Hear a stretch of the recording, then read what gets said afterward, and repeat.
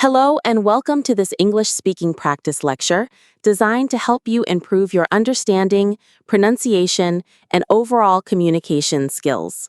You know that feeling, right? You're talking, maybe it's important, maybe it's just casual, but you're speaking English and bam, mid-sentence, your brain just hits pause. Yeah. That word you need, it's like right there on the edge, but you can't quite grab it and you're left with this awkward silence. Totally. Or that wave of nervousness that just washes over you. Exactly. Suddenly simple words feel like climbing a mountain. You might stutter or just trail off, give up on the thought. It's that mental buffering right when you need seamless streaming. It happens to so many learners. And it's more than just annoying, isn't it? It can feel really frustrating, almost like you're not fully expressing yourself. It really can be. It can genuinely hold people back. Think about job opportunities or just connecting with people socially. It impacts your confidence, how you see yourself even. Constantly searching, constantly worried about making a mistake.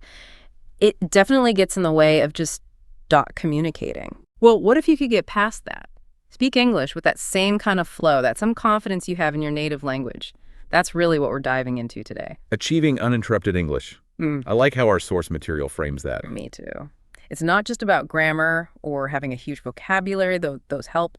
It's about genuine, effortless confidence when you speak. Your thoughts just flow. No hesitation, no second guessing. Exactly. And for this deep dive, we really got into some fascinating stuff. We're unpacking this really in-depth training program. It's designed specifically to tackle these exact problems. Right. It's pretty comprehensive. Goes way beyond just, learning vocabulary lists. It looks at mindset, strategies, the whole picture. So our mission today basically is to break down this program, pull out the core ideas, the strategies. Yeah, figure out not just what they teach, but why it works. What's the thinking behind it?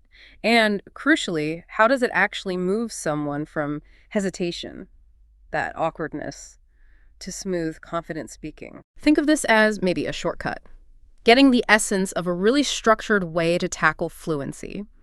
We found some honestly surprising insights into why we get stuck.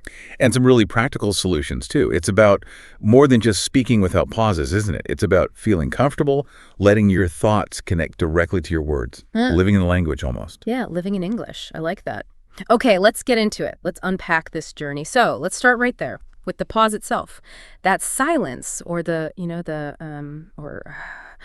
just sneaks in. Why? Why does it happen so much when we're speaking English, particularly as learners? It feels involuntary sometimes. It really does feel like a glitch, doesn't it?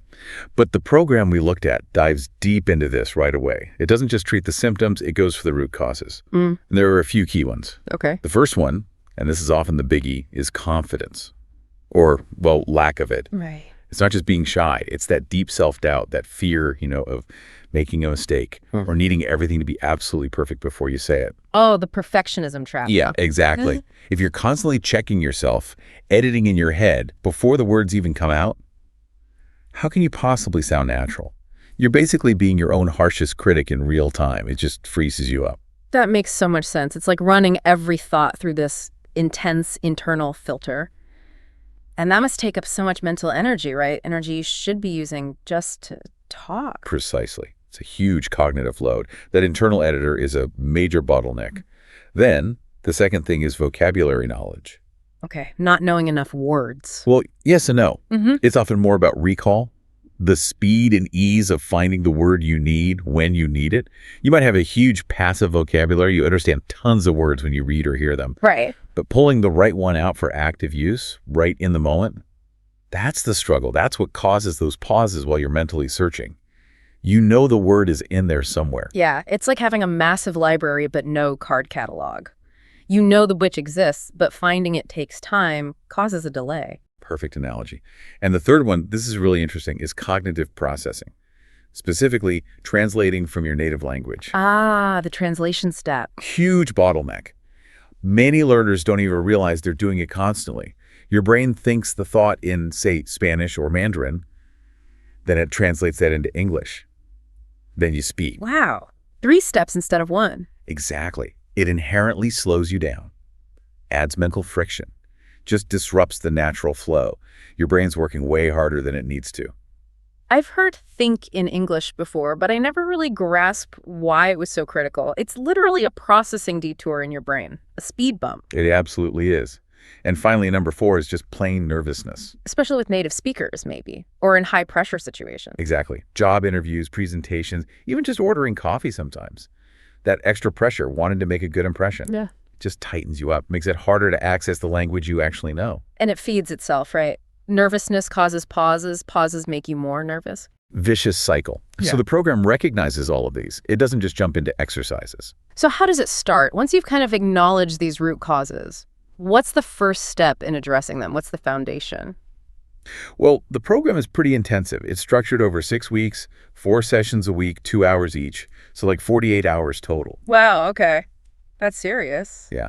And week 1 is all about understanding and addressing the root causes. It's about laying the psychological groundwork before you get into the tactics. Because fluency isn't just mechanics, it's mind mechanics too.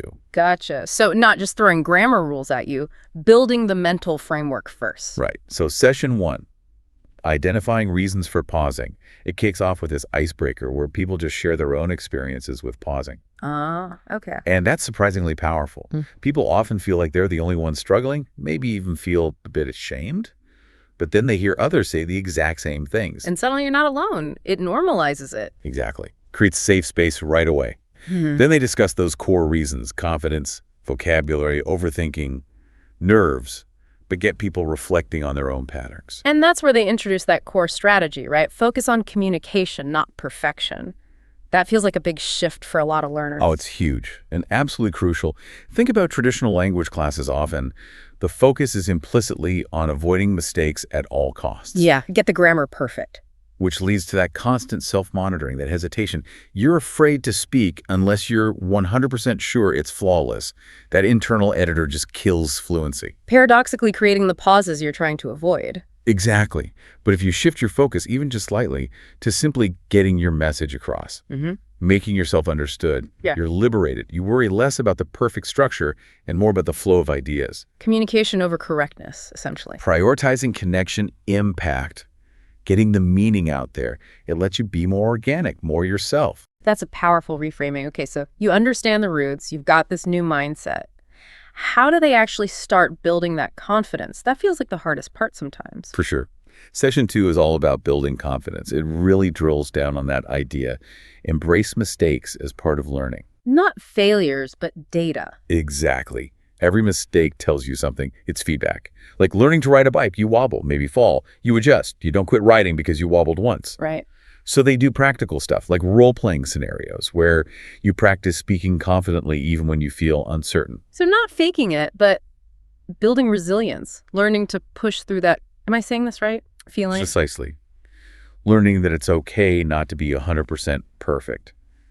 That helps build comfort with imperfection, which is massive for fluency. And there's more group discussion on overcoming nervousness, sharing strategies, realizing everyone feels it. That shared experience seems really key throughout this. It is. And the homework for this session seems simple, but it's effective. Speak in front of a mirror for 5 minutes every day. Yeah. Okay, why the mirror? It's low-stakes self-practice, no judgment. You get used to the sound of your own voice speaking English. You see your expressions, your body language. It builds familiarity, self-acceptance, makes it feel more natural to you. Normalizing it for yourself. Okay, makes sense. What about vocabulary then? Session 3, we know recall speed is an issue. Right. Session 3, expanding vocabulary. But critically, it's not about just memorizing long lists of random words. That rarely translates to fluency. So what's the approach? It focuses on high-frequency words, definitely, but more importantly, on practical phrases and expressions, connectors, discourse markers, conversational lubricants. Like what? Give me examples. Things like, in my opinion, on the other hand, actually, to be honest, what I mean is, let me see, phrases that bridge ideas, structure your thoughts, buy you a little thinking time naturally. So it's giving you tools to keep the conversation moving smoothly, even if you're momentarily stuck on a specific noun or verb, like natural-sounding filler that actually adds meaning or structure. Exactly. Instead of just, you use a phrase that signals you're thinking or transitioning. Yeah. And the practice is immediate application, using these phrases in sentences, dialogues, role plays. Active use, not passive memorization. That's the key. Getting it into your active lexicon, the words you can actually use, the homework reinforces this. Write a short paragraph using some of the new phrases, making you integrate them. Cementing it.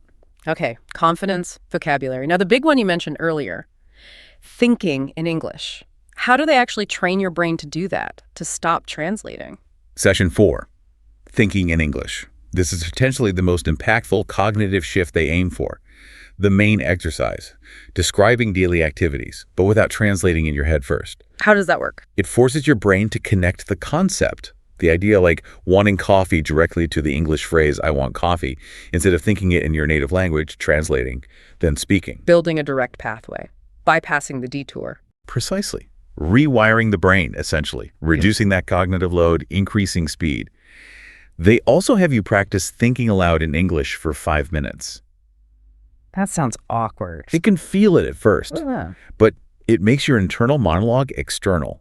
You catch yourself when you slip back into translating, makes the unconscious conscious. Ah, okay. Awareness. And there's a fun group activity, too, describing objects without pausing. Adds a bit of playful pressure, makes you think on your feet. And the homework, more thinking. 10 minutes daily, dedicated thinking in English. Building the habit. It's consistency that rewires those pathways over time. Okay, that makes total sense. It's like shifting from manual to automatic transmission in your brain for language, frees up your attention for the actual conversation. So week 1 tackles the mindset, the roots. Week 2 then moves on to the specific tool. Exactly. Week 2 is called strategic techniques to minimize pauses. Now that the foundation is laid, you get into more direct, actionable strategies for shaping your speech. Building on that groundwork. Okay, what's first? You mentioned one that sounded a bit surprising earlier. Yeah, this one often raises eyebrows. Yeah. Session 5. Using filler words strategically. Fillers, like and I thought those were bad. Aren't we supposed to eliminate those completely? That's what I was always told. That's the common wisdom, right? That they make you sound uncertain, unprepared. But the key word here is strategically. Okay. The program points out that fillers so they're actually natural parts of native speech. Listen closely to anyone speaking spontaneously. That's true. Even very articulate people use them sometimes. They do, because they serve a purpose. They buy you a microsecond to think, signal your processing, smooth transitions, even soften a statement. They prevent those jarring, dead silences. So the goal isn't no pauses, but replacing awkward, empty silences with more natural-sounding brief hesitations. Precisely. It's about making your thinking time sound organic, part of the flow, not like a system crash. The practice involves consciously replacing long pauses with appropriate fillers, then role-playing conversations using them effectively. Learning to use them as a tool, not just noise. Exactly. And the homework is great. Record yourself speaking for 2 minutes, then listen back specifically to identify your fillers. That self-awareness is crucial for making deliberate changes, turning a perceived weakness into a controlled technique. That's clever. Using recordings for objective feedback. What's the next technique? I've heard about shadowing. Sounds effective. Oh, it's very effective. Session 6, shadowing technique. It's quite popular for a reason. How does it work? Simple concept. You listen to a short clip of a native speaker, news, podcast, whatever, then you immediately repeat what they said, trying to match their intonation, rhythm, pace. Exactly like a shadow. So mimicking, but focusing on the music of the language, not just the words. Exactly. The prosody. It trains your mouth muscles and your ears simultaneously. You build muscle memory for the rhythm, the stress patterns, the connected speech of English. It's physical practice. And it must sharpen your listening skills too, right? You have to really hear the nuances to copy them. Absolutely. Improves active listening significantly. You start noticing things you might have missed before. They have group discussions about these observations. Did you notice how they linked those words? Or where was the stress in that phrase? Making the subtle features more explicit. Yeah. And the homework is daily practice. Mimic a 1-minute clip.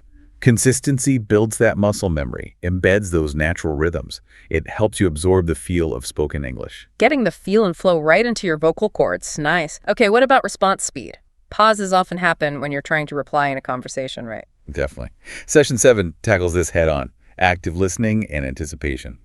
The goal is to speed up your response time by training your brain to think ahead. Like conversational chess, thinking a move ahead. Kind of. One exercise is listening to a conversation and trying to predict what the next sentence will be or where the topic is going. Interesting. How does predicting help? It forces your brain to process the context more deeply, to anticipate possibilities and mentally prime potential responses. You shift from being purely reactive to more proactive, less lag time. So your brain is already warmed up running scenarios instead of starting from cold when it's your turn to speak. Exactly. Reduces the processing delay.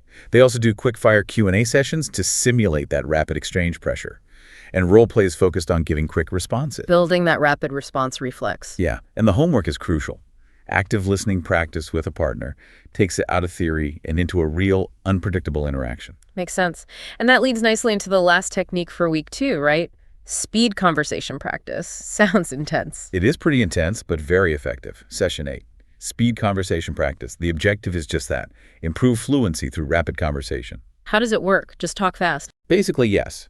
Students pair up and have conversations on various topics, but the rule is, respond quickly, don't overthink, keep the ball rolling. So it directly fights that perfectionism. No time to self-edit, just speak. Forces spontaneity. Exactly. You have to rely on the language you have readily available and just keep the flow going. It's challenging, pushes you out of your comfort zone, but it's incredibly effective at breaking hesitation patterns. Throwing you in the deep end, but making you swim. Builds fluency under pressure. Very much so. Yeah. And peer feedback is built in. How was the fluency? How was the speed? Where did the flow break down? Gives you that external perspective. Homework. Practice speed conversations with a friend. Make it a regular thing. Integrating it into real life. Okay, so weeks 1 and 2 lay the mental foundation and introduce tactical tools. Week 3 then focuses on putting it all together, building stamina. Precisely.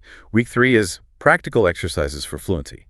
It's less about new concepts and more about sustained, rigorous application of everything learned so far, connecting the dots, embedding the skills through challenging practice. Right. Moving from learning to mastering, making it second nature through repetition and increasing difficulty. Exactly. It's about building fluency endurance. So session 9 is the 1-minute speaking challenge. Okay, sounds straightforward. The goal is simple but tough. Pick a random topic, speak about it for 1 solid minute. No unnatural pauses, no major repetitions, no native language.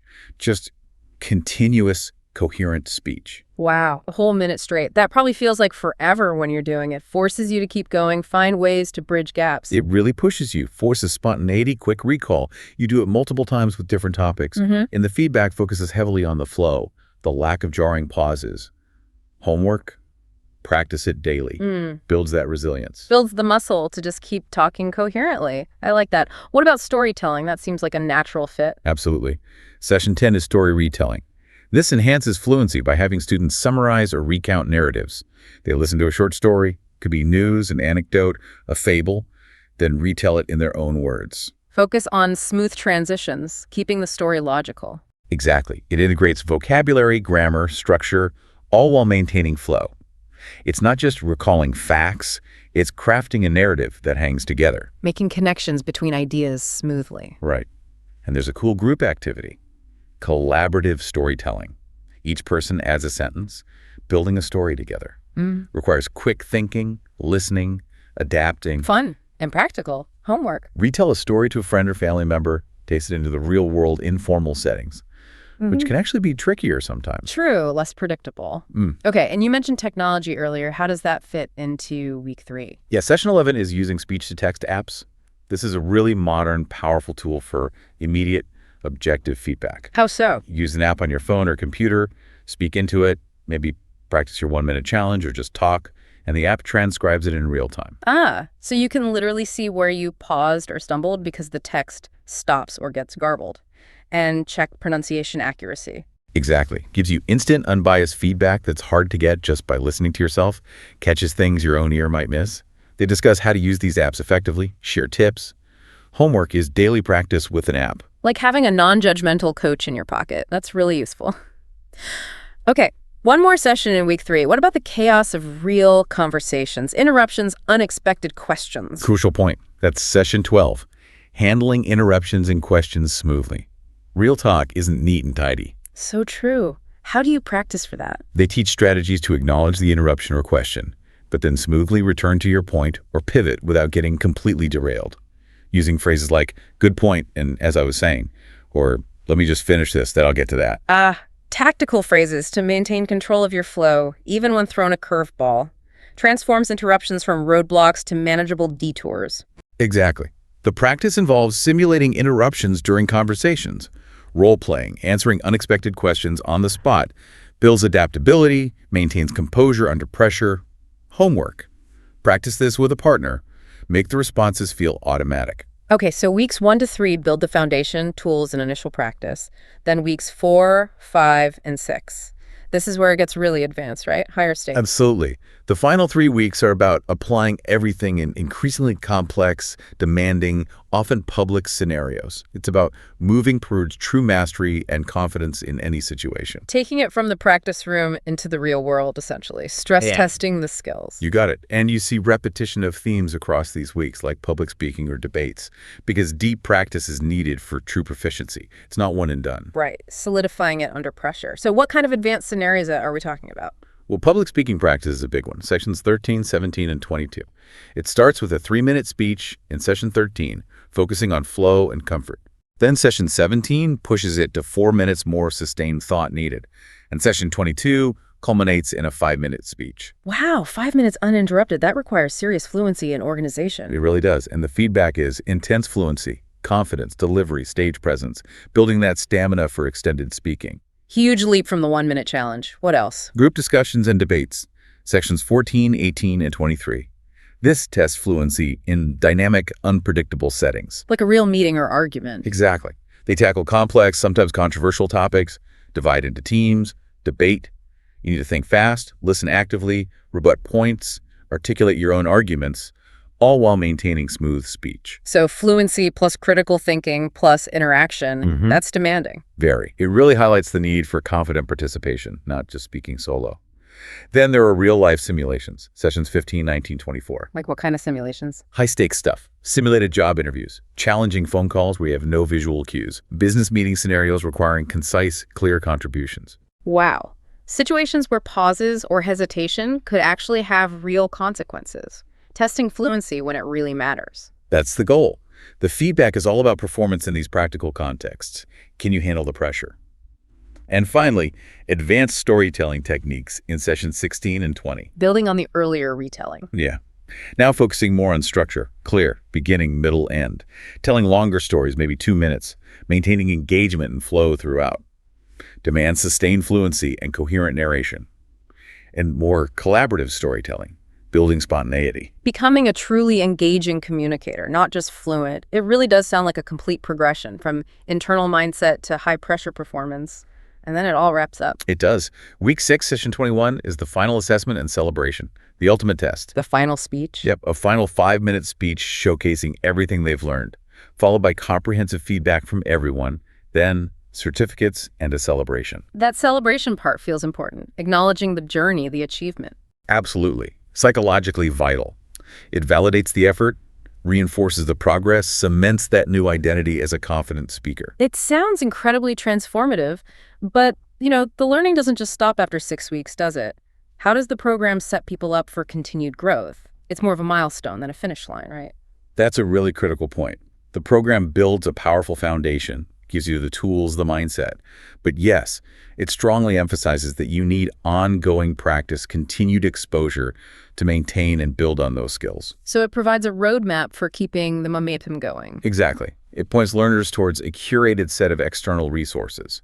It's about empowering them for self-directed learning. Okay, like what? What kind of resources? Well, specific apps are recommended for daily practice, vocabulary reinforcement, things like Duolingo, Babbel, Fluency. They offer structured learning, use spaced repetition, often incorporate authentic content, keeps things fresh and engaging. Good for bite-sized daily practice. What about people who want to go deeper, maybe understand the theory more? For that, they suggest relevant books. The source mentioned English Fluency for Advanced English Speakers by Whitney, for example, lets you dive deeper into the why behind the techniques, the linguistics, the psychology. For learners who want to understand the engine, not just drive the car. Nicely put. And then for just soaking up authentic English, listening practice, high-quality websites are key. BBC Learning English is great for structured lessons, news-based practice, everyday English, and TED Talks, of course. Yes. TED Talks are fantastic for exposure to different topics, accents, speaking styles. Exactly. Great for active listening, picking up specialized vocabulary. Just hearing natural, engaging speech keeps you immersed. So after all this intense training and practice, How do they actually measure uninterrupted English? What are the criteria for success? It sounds like it's more nuanced than just timing pauses. Oh, definitely. It's a holistic assessment looking at the whole picture, not just pass-fail. Okay, so what are they looking for? First, obviously, fluency. The ability to speak smoothly without frequent unnatural stops. It's about the rhythm, the flow, how thoughts connect, not just speed. Right, that natural waterfall of words idea, no stumbling. Exactly. Second, vocabulary, not just how many words, but using varied and appropriate words for the context. Precision and breadth. Using the right tool for the job, linguistically speaking. Yep. Third, confidence. This is observed. How comfortable do they seem? Body language, eye contact, vocal projection, willingness to speak up. It's tangible. You can often just see confidence, can't you? It changes how someone carries themselves. It really does. Confidence unlocks everything else. Fourth, pronunciation, clarity and accuracy. Yeah. Is the message easily understood? Avoiding miscommunication. Makes sense. Fluent but unintelligible isn't very useful. Not at all. And finally, number 5, which I find really interesting, engagement. Engagement. How do they measure that? It's about the speaker's ability to hold the listener's interest, to connect. It emphasizes that fluency isn't just about technical skill, it's about effective communication. Does your speaking resonate?